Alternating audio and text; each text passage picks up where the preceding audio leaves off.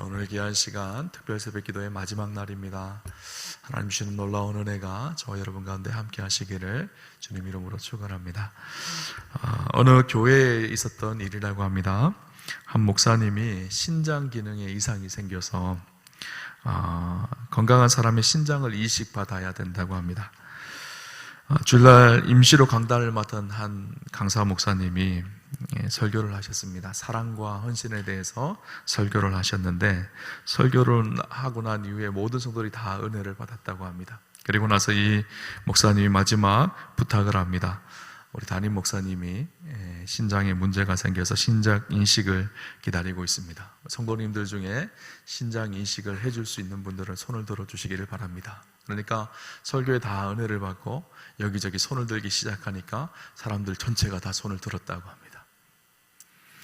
이 목사님이 너무너무 감격스러워서 참으로 감격스럽습니다. 이처럼 주의 종을 사랑하는 마음이 너무너무 놀랍습니다. 그러나 신장은 한 사람만 기증받으면 됩니다. 제가 누구 한 명을 고르기가 힘드니까 이렇게 하도록 합시다. 그러면서 깃털 하나를 딱 꺼내서 깃털을 불어서 깃털이 날아가는 사람 머리 위에 떨어지면 하나님께서 선택한 사람이라고 생각하고 그 사람의 신장을 기증받도록 하겠습니다. 그런 거예요. 드디어 이 목사님이 깃털을 후 하고 불었습니다. 1000명이 넘는 성도들이 앉아 있었는데 그 성도들 머리 위로 깃털이 막 날아가는 거예요. 그러다가 앞에 있는 부목사님 머리 위에 깃털이 내려오기 시작했어요. 그래서 그 부목사님이 할렐루야 하면서 다시 확 날려보낸 거예요. 다시 깃털이 뒤로 막 가서 뒤에 있는 장로님 머리에 이렇게 탁 앉으려고 하는 거예요. 그러다 주여 하면서 다시 날려보냈어요. 또 그 깃털이 또 막 날아가다 저 뒤에 계시는 권사님 머리에 탁 앉으려고 하는데 아멘 하면서 다시 날려보낸 거예요. 그 깃털이 지금까지도 돌아다닌다고 합니다. 우스갯소리죠.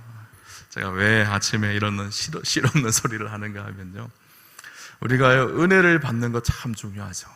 그런데 더 중요한 것이 있어요.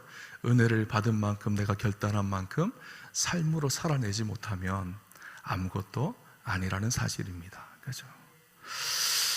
오늘 본문의 말씀은요, 우리 몸을 거룩한 산제물로 드리라 그렇게 말씀하고 있어요. 오늘 이 본문의 말씀의 시작이요, 로마서 12장 1절에 그러므로 형제들아 이렇게 시작이 되어지죠. 그러므로 라는 말씀으로 시작되어집니다. 그러므로 제가 자주 나누었죠, 로마서 하면서. 그러므로 라는 말씀이 있다는 것은 그 앞에 그 내용들을 바탕으로 해서 이렇게 되어진다라는 거예요.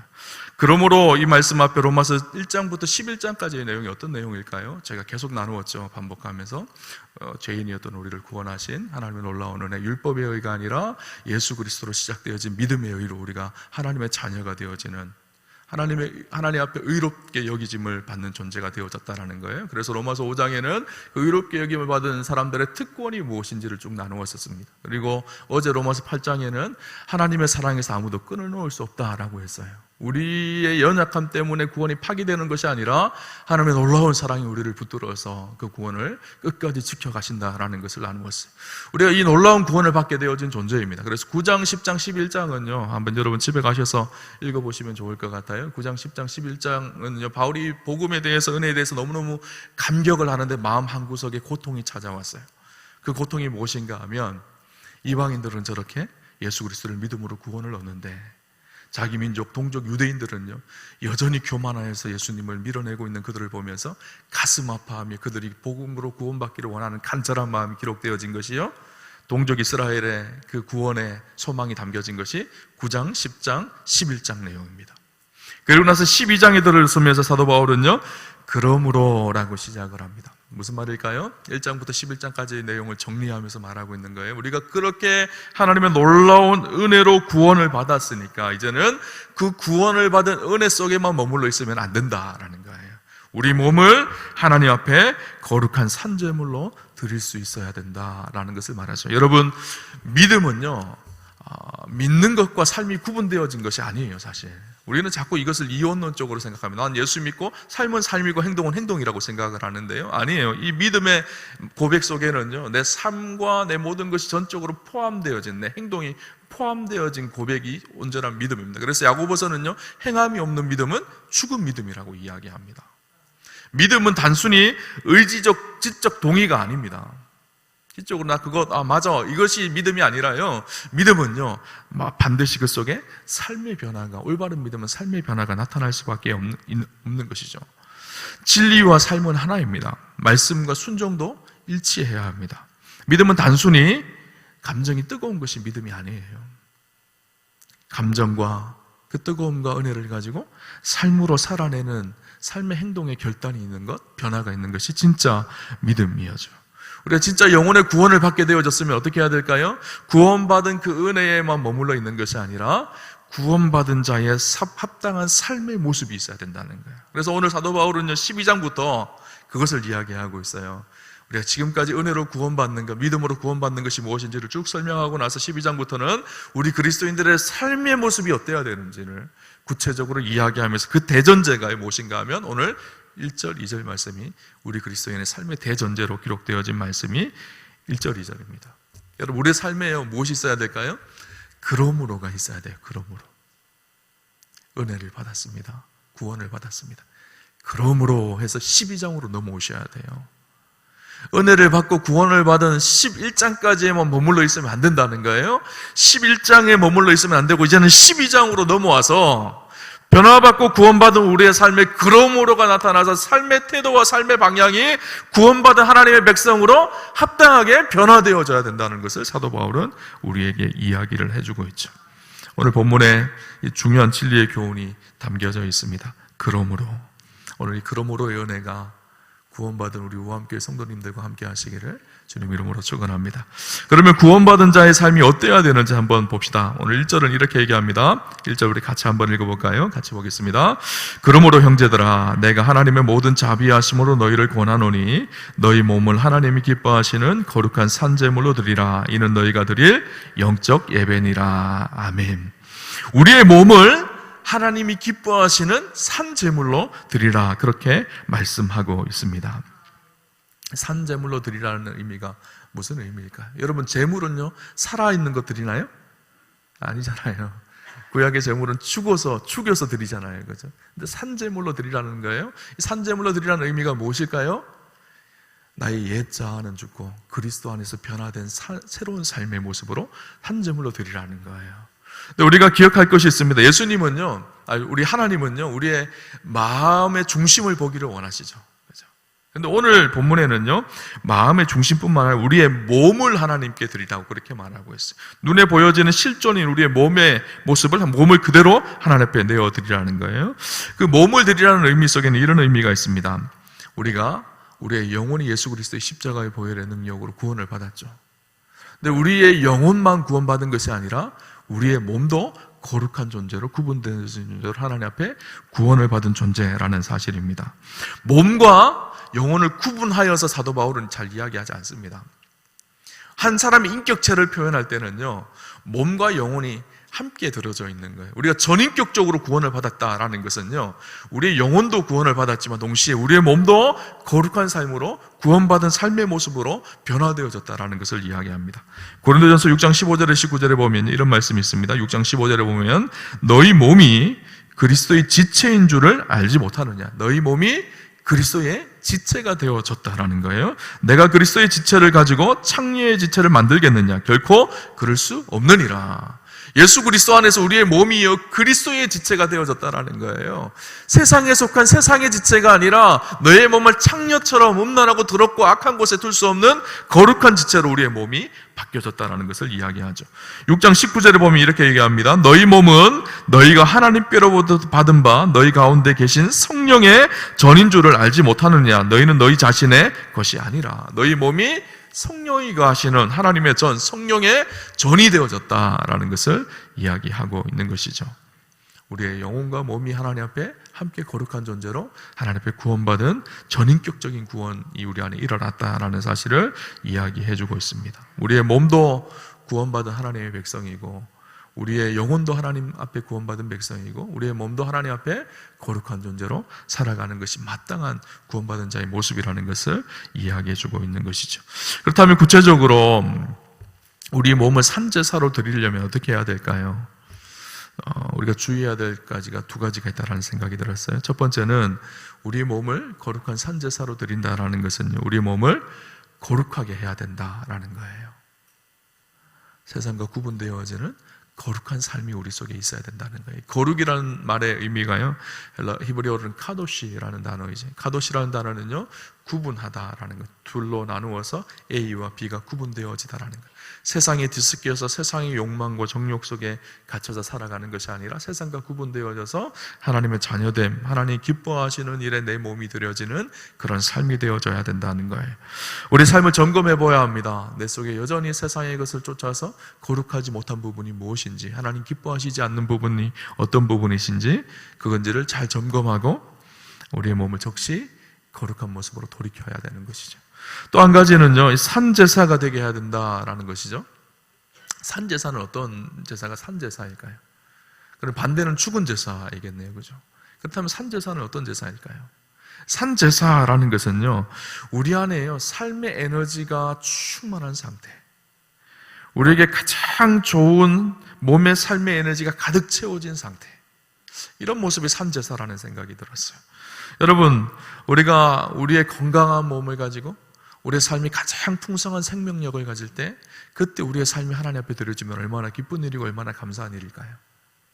그런데 그때는 세상을 향해서 우리의 에너지를 다 낭비하고 허비하고 세상의 쾌락과 정욕과 욕심을 쫓아 살다가 이제 몸에 병이 드니까 그때서야 주님 앞에 물론 그때서라도 나온 것이 참 감사하고 기쁜 일이죠.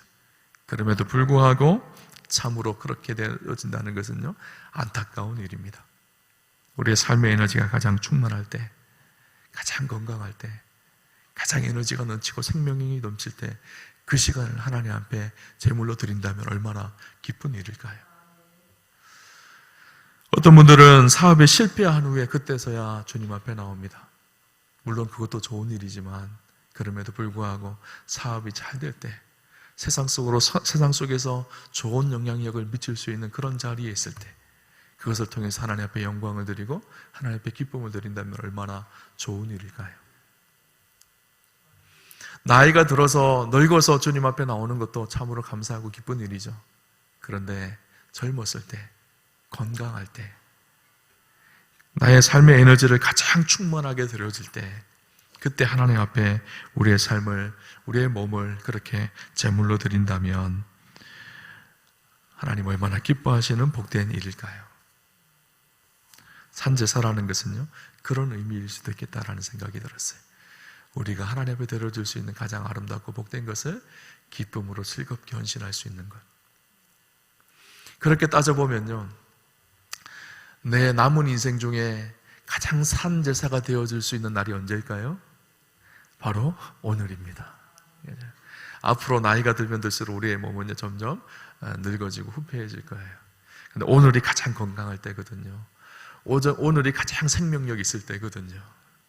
여러분, 오늘 우리에게 주어진 삶, 게으름으로, 어리석음으로, 방탕함으로 꾸려가는 것이 아니라 하나님 보시기에 기쁜 모습으로 우리의 몸을 즐겁게 드리는 것, 그것이 하나님 앞에 드려지는 온전한 산제물이 되어질 것입니다. 여러분, 하나님이 기뻐하시는 거룩한 산제사를 드릴 수 있다면 그 삶 자체가요, 하나님을 경배하는 생활이고, 그것이 오늘 성경에 뭐라 그러죠? 영적 예배가 되어진다라는 거예요. 먹고 마시는 것, 자고 일어나는 것, 집안일을 하고 직장에서 근무하는 것, 이 모든 것이 하나님 기뻐하시는 예배가 되어진다는 것이죠. 우리는 예배하면 교회 안에 오셔서 주일날 드려지는 예배만 예배라고 생각하는데, 오늘 성경은 뭐라고 얘기하고 있죠? 세상에서 드리는 영적 예배가 있다라는 것을 우리에게 이야기해주고 있습니다. 그리스도 안에서 변화되어져서 이제는 예수로 살아가는 놀라운 삶을 사는 것, 그것이 하나님 기뻐하시는 영적 예배라고 이야기하고 있어요. 카일 아이들만이 쓴 나의 끝 예수의 시작이라는 책에 보면 이런 이야기가 나옵니다. 프랭크라는 아주 신실한 그리스도인이, 그분이 신살이 넘어서 갑자기 50대 중반에 심장마비로 죽게 되어집니다. 그분의 장례식 이야기가 나옵니다. 그분의 장례의 소식을 듣고 그를 사랑하던 많은 사람들이 모였습니다. 어렸을 때부터 친구들로부터 시작해서 사랑하는 교회 성도들까지 많은 사람들이 모였습니다. 그래서 모여서 함께 프랭크에 대해서 서로 이야기하기 시작합니다. 그런데 그곳에 왔던 대학 친구들이 이런 얘기를 하는 거예요. 이 프랭크라는 친구가 대학 다닐 때 얼마나 술을 좋아했는지 모릅니다. 그가 여자를 굉장히 좋아했는데 이 친구는 차에 대하여 까다로웠지만 여자는 묻지도 않고 따지지도 않고 만났다고 합니다. 이런 이야기를 막 스스럼 없이 장례식장에 막 이야기를 하는 거예요. 유족들과 교인들이 듣기 너무너무 이 창피하고 부끄러운 이야기를 듣게 되어집니다. 그렇게 그 이야기를 듣고 있다가 프랭크의 처남이 일어나서 이렇게 얘기합니다. 알다시피 형님은 며칠 전에 돌아가셨습니다. 하지만 방금 친구분들이 한 그 형님은 오래전에 돌아가셨습니다. 그렇게 이야기를 했다는 거예요. 무슨 말일까요? 대학 다닐 때 그렇게 허랑방탕한 삶을 살았지만 그가 예수를 믿고 회심하여서 변화된 그리스도인으로 그리스도 안에서 새 삶을 살기 시작했다라는 거예요. 여러분, 옛사람이 죽고 새 사람이 살아가는 것, 여러분은 죽고 난 이후에 사람들이 우리에게 어떤 평가를 할까요? 여러분이 알던 그 사람은 오래전에 죽었습니다. 그렇게 평가를 받을 수 있는 사람인가요? 아니면 예수 믿으면서도 여전히 옛사람을 쫓아서 옛자아를 쫓아서 세상과 욕망을 쫓아 살았던 그런 사람으로 평가가 되어질까요? 여러분, 영적 예배를 드린다는 것은요, 복음에 합당한 삶을 산다는 것을 말합니다. 그리스도 안에서 변화되어서 새로운 삶을 살아가기 시작한다는 거예요. 오늘 본문 1절의 이 삶이요, 우리에게 구체적으로 삶으로 연결되어지는 것을 말해요. 이것이 저 멀리 있는 말씀이 아니라 오늘 우리의 삶의 순간순간에 우리의 삶에 실천되어져야 될 말씀이라는 것을 생각합니다. 우리는 오늘 본문 1절을 묵상하면요, 그런 생각을 많이 합니다. 그러므로 형제들아, 내가 하나님의 모든 자비하심으로 너희를 권하노니 너희 몸을 하나님이 기뻐하시는 거룩한 산제물로 드리라. 이는 너희가 드릴 영적 예배니라. 이 말씀을 묵상하면서 그렇게 생각합니다. 우리의 몸을 산제물로 드려야 되니까 신학교를 가야 되겠구나. 선교사가 돼야 되나 보다. 이 길은 나하고 너무나 먼 일이네. 이렇게 생각을 해요. 근데 오늘 이 말씀은요, 신학교를 가라는 말씀이 아니라 선교사로 내 삶을 드리라는 말씀이 아닙니다. 여러분, 선교사님의 삶들이 참 고귀합니다. 저는 선교사님들을 볼 때마다 감동이 되어지고 어떨 때는 그분들 삶을 볼 때마다 눈물이 나기도 하고 감격스럽기도 합니다. 그런데 그 선교사님들의 삶이 감격스럽지만 동시에 그 선교사님들이 사역을 할 수 있도록 기도하며 후원하며 자기가 열심히 노동의 대가로 받은 그 일부분을 떼어서 그분들이 섬길 수 있도록 후원하는 그분들도 저는 대단한 삶을 살고 있다고 생각을 합니다.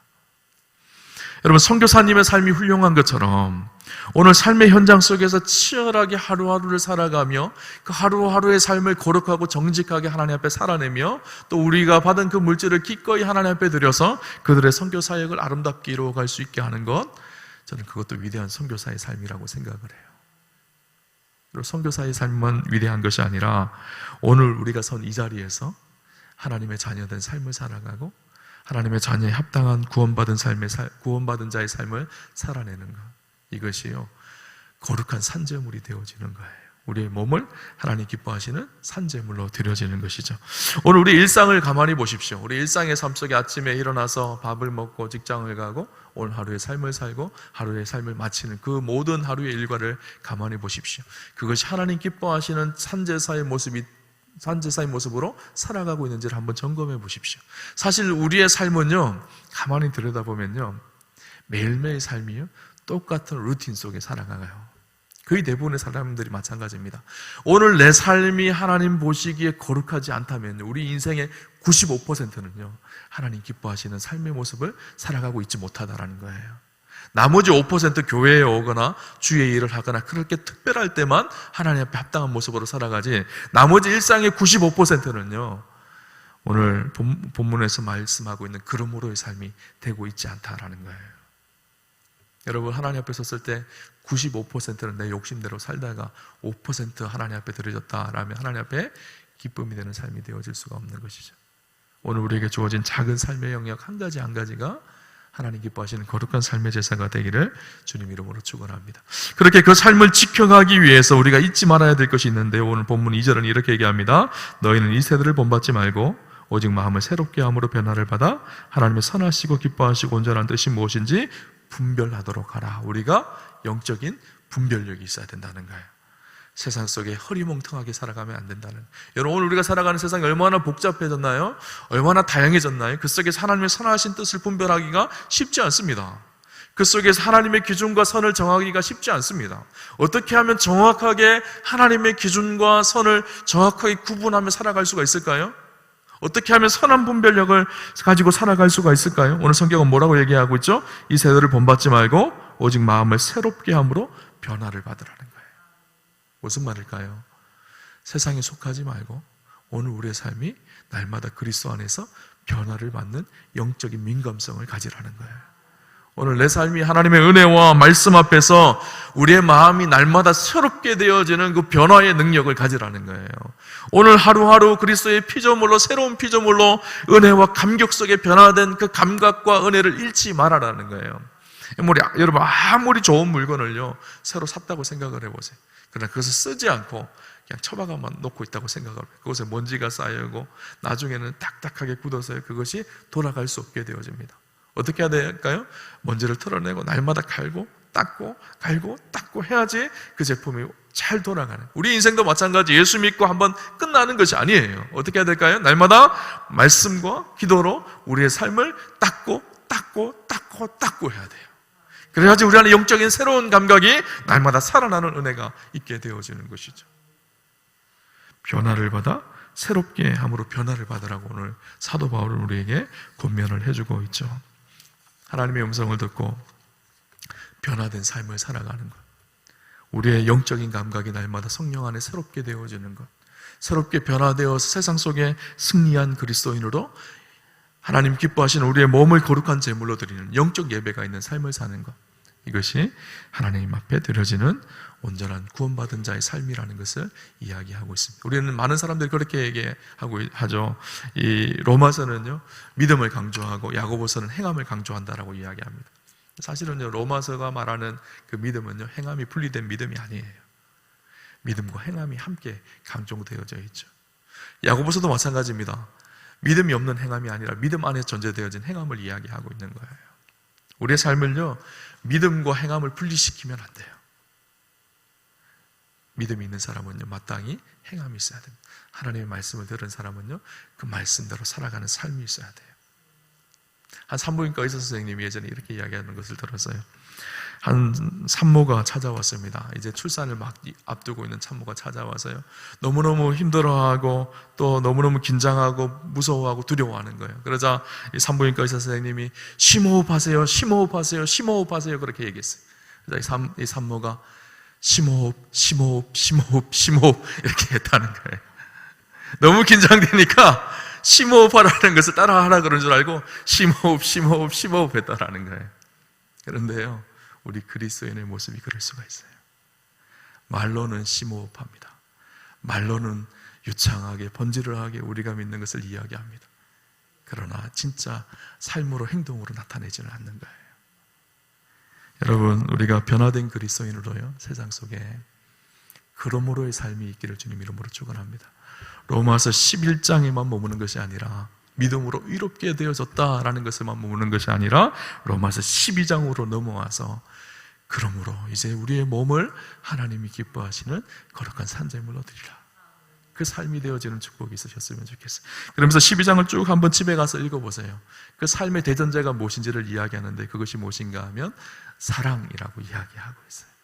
여러분 사랑을 삶으로 살아내는 그런 축복과 은혜가 있으시기를 주님 이름으로 축원합니다.